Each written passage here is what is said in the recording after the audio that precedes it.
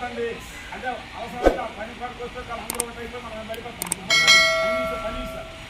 ఒకవేళ మనం ఏదైనా చెప్పొచ్చి ఆ రోజు ఎన్ని గారు వచ్చిన రోజు కూడా చెక్రాసి కూడా దుబ్బారు మనసు 5,000 చెక్రాసిస్తే బాగు అని చెప్పాను 50,000 లోపు చేయాల్సి 45,000 చెక్రాసి చెప్పానంటే ఆ రూమ్ బాగు చేసుకున్నాను నిలుపగానే మాట మార్చాను అలా లేదు మాకు ఇప్పుడు లేదంట అంటే అధికారి అంటారు ఎలా అంటారు మీరు గమనించాలి ఈరోజు ఎంత ఇబ్బందులు పడతాం పన్నెండు భక్తులు కూడా పట్టించుకోకుండా